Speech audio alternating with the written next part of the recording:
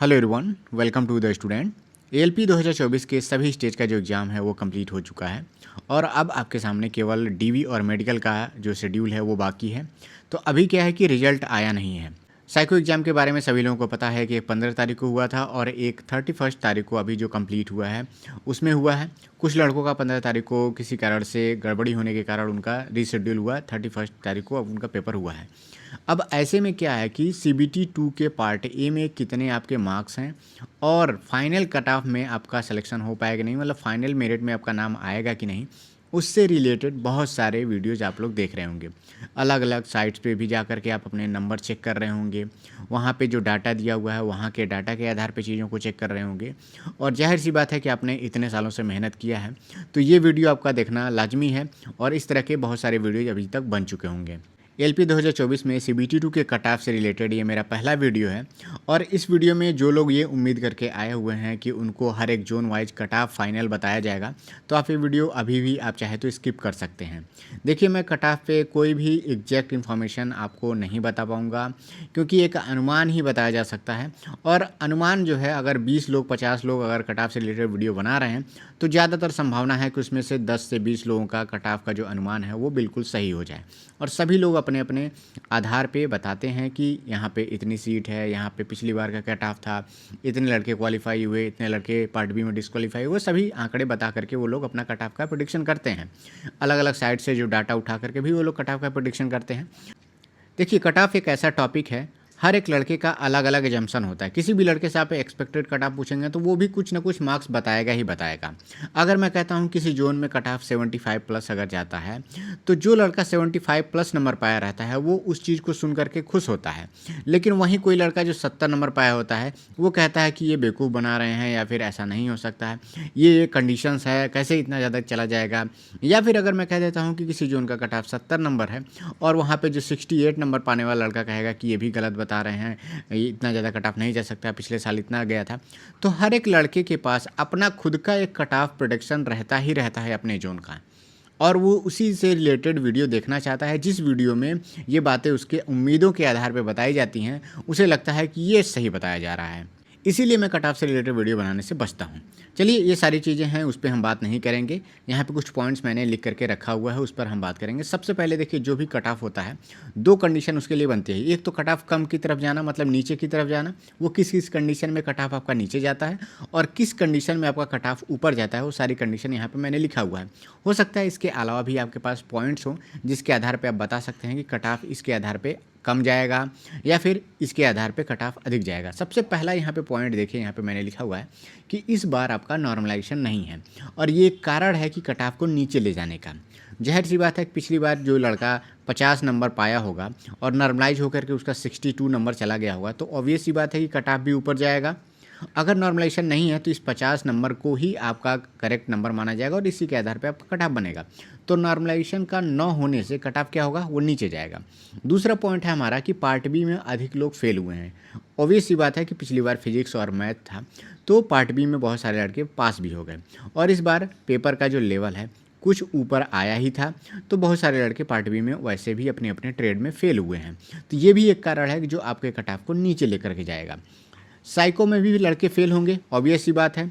कुछ लड़के ऐसे थे जो लोग शोरगुल में उनका पेपर हुआ लेकिन उनका सर्वर इशू नहीं रहा तो शोरगुल के कारण उनको दोबारा पेपर देने नहीं दिया गया। तो ऐसे में क्या है कि उनके जो पहला बैटरी टेस्ट था, मेमोरी टेस्ट, वो प्रभावित हुआ है और वो क्या होगा, फेल हो सकते हैं। तो ये कारण भी है आपका कट ऑफ को नीचे ले जाने का। यहाँ पे जो पॉइंट्स हैं आप समझिएगा इसको। फोर्थ नंबर पॉइंट है कि साइको में अच्छा स्टूडेंट का 20 या 21 मार्क्स लाना। ये भी बहुत अच्छा पॉइंट है कि अगर मान लीजिए किसी लड़के का 75 नंबर है सीबीटी 2 के पार्ट ए में, लेकिन वो लड़का 20 नंबर ही पाता है साइको में और वो हालांकि वो पास हो जाता है, तो ये क्या होगा, ये एक अच्छा स्टूडेंट है। अगर साइको में कम नंबर ला रहा है तो ऑब्वियस सी बात है ओवरऑल उसका 70% और 30% मिला करके वो नंबर नीचे ही ले जाएगा। अगर कोई लड़का 75 नंबर पा करके यहाँ पे 22 नंबर पा जाएगा तो ऑब्वियस सी बात है इससे वो ऊपर चला जाएगा। तो हालांकि लड़के दोनों सही हैं, 75 दोनों ने पार्ट ए में लाया है, लेकिन एक लड़का वहीं साइको में 20 नंबर लाता है और वहीं एक लड़का साइको में 22 नंबर लाता है। तो ये क्या होगा कि ओवरऑल कट ऑफ को नीचे धकेला जाएगा इससे। फिफ्थ नंबर का पॉइंट है कि आरआरबी जेईई में सिलेक्शन हो गया है। ऑब्वियस सी बात है, कभी आरआरबी जेईई का रिजल्ट आया है, डीवी मेडिकल हो रहे हैं, तो ऐसे में क्या है कि बहुत सारे लड़के ऐसे, बहुत सारे क्या मतलब कोई भी लड़का ऐसा नहीं चाहेगा कि जो जेईई में सेलेक्ट हो गया हो एएलपी के मेडिकल में बैठे या डीवी में जाए। इससे वो लड़का एएलपी 2024 के मेडिकल में या डीवी में बैठेगा ही नहीं। दूसरी बात क्या है कि बहुत सारे लड़के ऐसे भी होंगे कि जिनका जेईई का रिजल्ट आ गया और री एग्ज़ाम भी उनका साइको का था, तो वो कुछ लोग होंगे कि जो री एग्ज़ाम भी देने नहीं गए होंगे, तो ऐसे में फिर से कट ऑफ आपका नीचे की तरफ जाएगा। ये जो फैक्टर्स मैं बता रहा हूँ, इससे क्या होगा कि थोड़ा थोड़ा ही फ़र्क पड़ता है, लेकिन सभी पॉइंट यहाँ पे क्या है कि आपके कट ऑफ मार्क्स को पॉइंट पॉइंट में भी कम करेंगे, तो हो सकता है कि 1 नंबर 2 नंबर नीचे चला जाए। 6 नंबर का पॉइंट है कि कुछ अच्छे जो मार्क्स के लड़के होते हैं वो ना ही किसी पोल्स में भाग लेते हैं और ना ही किसी ऑनलाइन मार्क्स कैलकुलेशन, जो आप रैंक गुरुजी या भी इस तरह के वेबसाइट देखते होंगे, उसमें भी वो लोग पार्टिसिपेट नहीं करते हैं। मैं नहीं कह रहा हूँ कि सभी लोग नहीं पार्टिसिपेट करते हैं, मैं बताता हूँ। कुछ लड़के ऐसे होंगे जिनके नंबर 50 नंबर होंगे, तो वो तो सोच रहा होगा कि यार मेरा सिलेक्शन होगा भी नहीं, मुझे पार्टिसिपेट करने से कोई मतलब भी नहीं है। ना ही वो पोल्स में पार्टिसिपेट करता है, ना ही ऑनलाइन मार्क्स में पार्टिसिपेट करता है। दूसरी बात क्या है कि कुछ लड़के ऐसे होते हैं जो 4-5%, 10% के आसपास में, जिनके नंबर अच्छे होते हैं, 75 प्लस होते हैं, 80 के आसपास में होते हैं, वो भी उन्हें लगता है कि मेरा सिलेक्शन हो जाएगा, मुझे ऐसे पोल्स में पार्टिसिपेट करने की ज़रूरत नहीं है। तो ऐसा भी हो सकता है कि 5 से 10% ऐसे भी लड़के हों जो अधिक नंबर पाने वाले लड़के उसमें पार्टिसिपेट ना करें। तो जब ऐसे में पार्टिसिपेट नहीं करते हैं लड़के, तो आपका जो एक्सपेक्टेशन रहता है, उम्मीद रहता है कि इतना कट ऑफ जाएगा, वो आपको एग्जैक्ट पता नहीं चल पाता है। हालांकि इससे कट ऑफ नीचे नहीं जाता है। पोल्स में और ऑनलाइन मार्क्स कैलकुलेशन में अगर आप पार्टिसिपेट नहीं करेंगे तो ओवरऑल कट ऑफ पे आप प्रभाव नहीं डालेंगे। ये एक गेस जो लगता है, जो वीडियोस बनते हैं या फिर आप एक अनुमान लगाते हैं, वो एग्जैक्ट आप अनुमान नहीं लगा पाते हैं, ये उस पर प्रभाव डालता है। बाकी ओवरऑल कट ऑफ पे इसका कोई ज़्यादा प्रभाव नहीं पड़ता है। 7 नंबर का पॉइंट है कि कुछ लोग एएलपी की जगह पे टेक्नीशियन को अधिक महत्व दिए हैं। बिल्कुल सही बात है कि कुछ लड़के ऐसे होंगे जो टेक्नीशियन में अपने घर के आसपास में होंगे, एएलपी घर से दूर होंगे। कुछ लोगों को लगता होगा कि एएलपी की जॉब थोड़ी सी टफ है, तो वो टेक्नीशियन में स्विच कर गए होंगे। ऐसे स्टूडेंट की जो संख्या है, मान के चलता हूँ 5-10% होगी, बहुत ज़्यादा नहीं होगी, लेकिन ऐसे लड़के मिलेंगे। ऑब्वियस सी बात है कि जो एएलपी की जगह पे टेक्नीशियन को चूज किए होंगे, तो अगर उनका टेक्नीशियन में सिलेक्शन हो गया होगा तो एएलपी को वरीयता कम दे रहे होंगे, हो सकता है डीवी मेडिकल में ना जाए। लेकिन टेक्नीशियन में सिलेक्शन लेने वाला लड़का बहुत ज़्यादा ये तो ज़रूर करेगा कि वो डीवी और मेडिकल में जाए। ऐसी संभावना बनेगी कि वो लड़का डीवी मेडिकल में जाए, लेकिन बहुत कम लड़के ऐसे होंगे जो डीवी मेडिकल स्किप करेंगे या फिर साइको स्किप किया होगा उन्होंने। लेकिन अगर 2-4% भी होंगे तो ये भी प्रभाव डालता है कि आपका कट ऑफ नीचे जाए। 8 नंबर का पॉइंट है, ये तो बहुत पहले की बात है कि अगर यूट्यूबर्स के बातों में आकर के आपने सेफ़ जोन में फॉर्म भरा होगा या फिर किसी यूट्यूबर ने बता दिया होगा कि ये जोन सबसे सेफ़ है प्रीवियस कट ऑफ के आधार पे, सीट के आधार पे, तो अच्छे स्टूडेंट अगर उस जोन में जाएंगे तो उसका कट ऑफ ऊपर लेकर के जाएंगे। और जो जोन उन्होंने बता दिया कि ये डेंजर जोन है या फिर कोई कम सीट वाली जोन में लड़कों को मतलब एडवाइस ना करें वहाँ पे जाने के लिए, तो ऐसे में जो लड़के वहाँ पे होंगे, हो सकता है उम्मीद उनका कट ऑफ कम जाए। मेरे कहने का मतलब है कि कट ऑफ भले ही कम ना जाए, लेकिन जो उम्मीद की जाती है कि बहुत ज़्यादा कट ऑफ ना चली जाए एक सीट के आधार पे, लेकिन सीट के आधार पे जो उम्मीद की जाती है कट ऑफ, उतना ना जाए। अब बात कर लेते हैं थोड़ा सा कि कट ऑफ हाई की तरफ ले जाने के क्या कारण हैं। सबसे पहले देखिए, 2018 की तुलना में 2024 में सीट कम है और ये बहुत बड़ा फैक्टर है जो आपके कट ऑफ को ऊपर ले जाता है। जाहिर सी बात है कि मेरे जोन में जो गोरखपुर जोन था वहाँ पे लगभग 1600 सीट थी। 1600 सीट के आधार पे देखा जाए तो इस बार 250 के आसपास में सीट है, 200 प्लस कुछ भी सीट है, तो इसकी तुलना में देखिए कितना कम सीट है। तो ऐसे में क्या है कि आप चाहे नॉर्मलाइजेशन लगाइए, चाहे कुछ भी लगाइए, 200-250 लड़के ऑब्वियस सी बात है जो मिल जाएंगे 70 प्लस नंबर पाने वाले लड़के। अभी मैं वो सारा जो डाटा है वो भी मैं आपको दिखाऊंगा और एक जोन का कंपैरिजन करके भी मैं बताता हूँ। दूसरा पॉइंट है कि वेटिंग लिस्ट का ना होना। जब देखिए वेटिंग लिस्ट नहीं आती है तो ऐसे में क्या होता है कि जब वेटिंग लिस्ट आ रही होती है तो उस समय कुछ कम नंबर पाने वाला लड़का भी सिलेक्शन ले लेता है। अब क्या है, वेटिंग लिस्ट भी नहीं है तो एग्जैक्ट उतना ही 1:1 की रेशियो में ही सीट निकलेगी, तो वो उम्मीद भी ख़त्म हो गई। हालांकि ये कट ऑफ पे उतना ज़्यादा प्रभाव नहीं डालता है, लेकिन एक उम्मीद रहती है ना कि चलिए ठीक है 30 नंबर पे, जैसे मान लीजिए 70 नंबर पे सिलेक्शन हो गया, हो सकता है 68 वाले लड़के जो हैं वो वेटिंग लिस्ट में हो, तो ये भी 1-2 नंबर वाले जो लड़के रेंज में आए रहते हैं उनको भी उम्मीद रहती है साल भर, 2 साल, 3 साल के अंदर में फिर से मुझे बुलाया जा सकता है और मेरा सिलेक्शन हो सकता है। तो वेटिंग लिस्ट न होना भी ये बहुत ही प्रभाव डालता है। नेक्स्ट पॉइंट है तीसरा नंबर कि साइको में एवरेज स्टूडेंट को 22 या 22 से अधिक नंबर लाना। जैसे मान लीजिए कोई लड़का है जिसका नंबर CBT2 के पार्टी में 75 नंबर है और वो केवल 20 नंबर लेकर के आ रहा है, और वहीं कोई लड़का है जो 73 नंबर पाया हुआ है और वो 22 प्लस नंबर लेकर के आ रहा है, तो क्या होगा कि कट ऑफ को ऊपर ले जाएगा। अच्छा स्टूडेंट अगर कम नंबर लाता है साइको में तो वो तो नीचे की तरफ ले जाएगा, लेकिन थोड़ा उससे कम नंबर पाने वाला जो लड़का है, अगर मैं बात करूं 75 की तुलना में, तो ये थोड़ा सा कम नंबर पाया है, लेकिन अगर वो साइको में अच्छा स्कोर कर दिया तो वो कट ऑफ को ऊपर की तरफ लेकर के जाएगा। अब मैं ये सारे पॉइंट्स को मैंने बता दिया है, इससे आप अंदाज़ा लगा सकते हैं कि क्या क्या फैक्टर हैं जो आपके कट ऑफ को कम या ज़्यादा करेंगे। इसके अलावा भी आपके पास पॉइंट्स होंगे तो आप कमेंट सेक्शन में उसको बता दीजिएगा। अब मैं कुछ डाटा आपको दिखाना चाहता हूँ। अब देखिए क्या है कि इस तरह के डाटा आपको रैंक गुरुजी पे आपको देखने को मिल जाएगा, और इसी आधार पे बहुत सारे वीडियोस भी आपको चैनलों पे देखने को मिल जाएंगे कि इसी आधार पे कि वो अलग अलग अपना कट ऑफ का अनुमान लगा रहे हैं। मैं एक जोन का कट ऑफ यहाँ पे दिखा रहा हूँ कि, और वैकेंसी से तुलना करके आपको बता रहा हूँ कि कितना आपको उम्मीद रखना चाहिए, और इससे कम आपके नंबर हैं तो आप अगले आने वाले एग्ज़ाम की तैयारी में लग जाइए। कट ऑफ से रिलेटेड चक्कर में आप रह रहे हैं और इस समय पढ़ाई नहीं कर रहे हैं तो इसमें आपका नुकसान हो रहा है, किसी का और का नुकसान नहीं हो रहा है। जब तक वैकेंसी क्लियर नहीं हो जाती, हर एक दिन आपको 100, 150, 200 वीडियो इस पर बनते मिलेंगे और आप उसमें देखते रहेंगे, और आपका जो अभी आने वाला जो एग्ज़ाम है वो भी आपका ख़राब होगा। क्योंकि देखिए कल, आज और कल जो है यूपी में PET का एग्ज़ाम होने वाला है, लेकिन उसके चक्कर में आपने ये PET की अच्छे से तैयारी नहीं की होगी और ये आप ऊपरी मन से देने जा रहे होंगे। तो बहुत सारे एग्ज़ाम हैं, NTPC में बहुत सारे लोगों का तैयारी नहीं हो पाया और वो लोग भी प्रभावित हुए हैं। किस कारण से? कि एक उम्मीद के कारण से, कि अगर उनको लगता था कि 50 नंबर 60 नंबर किसी वीडियो में बता दिया गया, इतने नंबर पे उम्मीद रखिए, इससे ज़्यादा नहीं जाएगा, और वो इसी उम्मीद में पढ़ाई में उनका मन भी नहीं लग रहा है। चलिए खैर बात अलग है। मैं बेंगलोर जोन यहाँ पे मैंने खोल करके यहाँ पे रखा हुआ है। अब इस जोन को मैं तुलना करके आपको बताता हूँ। देखिए यहाँ पे आपके सामने यहाँ पे 9483 कैंडिडेट्स ने इसमें पार्टिसिपेट किया इस डाटा में। इतने ही लोग केवल क्वालिफाई नहीं हुए हैं साइको एग्ज़ाम देने के लिए, या फिर पार्ट बी में इतने ही लोग केवल क्वालिफाई नहीं हुए हैं, सारे लोगों का डाटा ये नहीं है। तो कहीं ना कहीं आपको एग्जैक्ट डाटा तो इसमें मिल नहीं रहा है। अब यहाँ पे टोटल सीट आपको देखिए बेंगलोर में 1576 सीट है, 640 यूआर की है, ओबीसी की 426 है, ईडब्ल्यूएस का 157 है, और एससी का 235 और एसटी का 118 है। यहाँ पे देखिए लिखा हुआ है कि 70 से प्लस नंबर पाने वाले जो लड़के हैं, टोटल लड़के 2831 हैं। सीट तो आपका केवल जो है 1576 ही है, ठीक, जिसमें से यूआर के 250 हैं और 2000 लड़के, आपको 2012 लड़के ओबीसी के हैं। ओबीसी वालों की संख्या यहाँ पे ज़्यादा है, जो ये डाटा कह रहा है उसके आधार पे मैं बता रहा हूँ। अगर सीट 1576 लड़कों का सिलेक्शन लेना है, यूआर में देखिए 640 सीट है, जिसमें से 250 लड़कों ने केवल 70 प्लस नंबर लाया हुआ है।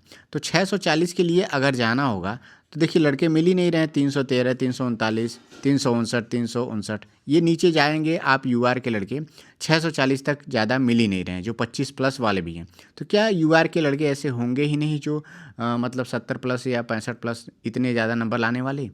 क्या 350, 400 लड़के ही होंगे? नहीं। देखिए ओबीसी में 426 सीट है और यहीं पर आपको देखिए 2012 लड़का है जो 70 से ऊपर लाया है। तो ओबीसी में अगर कट ऑफ से ज़्यादा नंबर लाया है तो वो यूआर की सीट में घुसेगा ही घुसेगा। अगर ओबीसी की सीट भर जाती है तो यूआर के लड़कों में वो जाएगा। ईडब्ल्यूएस में अगर लड़के भर जाएंगे तो वो यूआर की सीट में जाएंगे। एससी में लड़के अगर वो भर जाएंगे, जो वहाँ पे सीट है 235 सीट है, यहाँ पे 321 लड़का है जो एससी में 70 से ऊपर नंबर लाया है, तो वो क्या होगा, यूआर की सीट में जाएगा। तो ऐसे में क्या है कि सभी जो कैटेगरी में जो लड़के हैं, जो एक्स्ट्रा लड़के हो रहे हैं, यूआर में जाएंगे ही जाएंगे। तो यहाँ पे जो 250 लड़के आप देख रहे हैं, 250 लड़के, वो तुरंत जो है पूरा फिलफिल हो जाएगा 640 सीट। तो देखिए ये कंडीशन केवल एक जोन की नहीं है, आप हर एक जोन में आप देख सकते हैं। यहाँ पे देखिए भोपाल जोन में आप जाइए, 70 प्लस लड़कों की संख्या कितनी है? 1426 लड़कों की संख्या, जहाँ पे 428 यूआर के हैं, 597 है, 183 हैं। अब यहाँ पे CBT2 के मार्क्स के आधार पे हैं। एक और मैं बात यहाँ पे बताना चाहता हूँ। देखिए जब CBT2 का मार्क्स हो जाएगा, साइको का रिजल्ट आ जाएगा, तो देखिए 90 का आप 70% निकालेंगे और 22 जोड़ेंगे तो 85 नंबर उसके बनेंगे। मतलब जो लड़का 90 नंबर पाया होगा, अगर वो बढ़िया से बढ़िया पेपर किया है, 22 या 22.5 किया होगा, तो उसके नंबर 85 या 85.5 नंबर उसके बनेंगे। ऐसे में क्या होगा कि जो 70 नंबर पाने वाला लड़का है, 22 नंबर पा करके 1 नंबर अपना ये बढ़ा ले रहा है, लेकिन 90 नंबर वाला लड़का 85 के आसपास में आ रहा है। तो अगर मान लीजिए 69 या 68 वाला लड़का, अगर वो 22.5 लेकर के आएगा तो वो 70 से ऊपर चला जाएगा। लेकिन अगर 70 लाने वाला लड़का 20 नंबर लेकर के आ रहा है तो वो क्या होगा, 70 से नीचे चला जाएगा। तो ऐसे में क्या होगा कि 68 वाला पॉसिबिलिटी बनेगी और वो 70, अगर मान लीजिए कट ऑफ 70 के आसपास में जाती है तो वो उसमें घुस जाएगा। अब मैं ये कहना चाहता हूँ कि किसी भी जोन का आप उठा लीजिए। अब मैं यहाँ पे फाइनल कंक्लूजन आपको बता दे रहा हूँ इस वीडियो का। किसी भी जोन से अगर आप हैं, यूआर में अगर आपके नंबर 70 के आसपास में हैं, चलिए मान लीजिए 68, 69 के आसपास में है, 71 है, इस तरह के नंबर हैं, तो आपको एक उम्मीद रखनी चाहिए कि आपके जोन में सिलेक्शन हो जाएगा। बहुत सारे जोन ऐसे होंगे जिनमें 72 भी कट ऑफ जाएगा, 73 भी कट ऑफ जाएगा, 75 भी जा सकता है कट ऑफ, बिल्कुल। लेकिन 70 प्लस अगर आपके नंबर हैं तो आप मान के चलिए यूआर में आपका कहीं ना कहीं सिलेक्शन हो सकता है, बिल्कुल अच्छे चांस हैं। अगर ओबीसी में बात किया जाए, ओबीसी में यही मान के चलिए 68 नंबर, 67 नंबर है। ओवरऑल सभी का मैं बता रहा हूँ, किसी जोन में मैं एक एक जोन का डाटा, हर एक जोन से रिलेटेड एक एक वीडियो बना नहीं पाऊँगा। ये एक अनुमान आपको बता रहा हूँ कि इतने नंबर पे आपको उम्मीद रखनी चाहिए।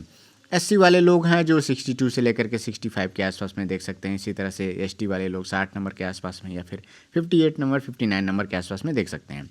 लेकिन 60 से कम वाले लड़के या फिर एससी हों, चाहे ओबीसी हों, एसटी हों, कोई भी हो, मैं कहूँगा कि अगर आपके नंबर 65 हों, 60 छोड़िए, 65 से कम हैं अगर आपके नंबर, तो आप उम्मीद रखने की बात छोड़ दीजिए, आप आगे आने वाले एग्ज़ाम की तैयारी में लग जाइए। आपने जो काम किया है, आपने जो पेपर दिया, वो आपका काम हो चुका है। अगर किसी जोन में आपने 66 नंबर पाया है और उसका कट ऑफ 65.5 चला गया, किसी कैटेगरी से हों, चाहे आप ईडब्ल्यूएस से हों, ओबीसी से हों, तो चलिए बहुत अच्छी बात है, ऊपर वाले की कृपा है। आप जितना नंबर पाए उससे आधे नंबर कम कट ऑफ चला गया और आपका सिलेक्शन हो गया। आपका समय भी बर्बाद नहीं हुआ, एक आपने अच्छा काम किया था, पेपर अच्छा दिया था, आपका सिलेक्शन हो गया। लेकिन अगर मान के चलिए 66 नंबर आपने पाया है और कहीं से कोई कट ऑफ बता रहा है कि 65 प्लस आपके कैटेगरी में कट ऑफ जाएगा, और आपने वो वीडियो देख करके कि एक अनुमान लगा लिया, बहुत अच्छे से उन्होंने एक्सप्लेन भी किया उस वीडियो में कि लगता है मुझे अच्छे चांस है और मेरा हो जाएगा, और आप पढ़ नहीं रहे हैं, आप डेली एक उम्मीद में यार कि मेरे 66 नंबर हैं, एक ने बताया 65, कोई ऐसा हो जो बता दे 64, कोई बता दे 63, कोई बता दे 65.5।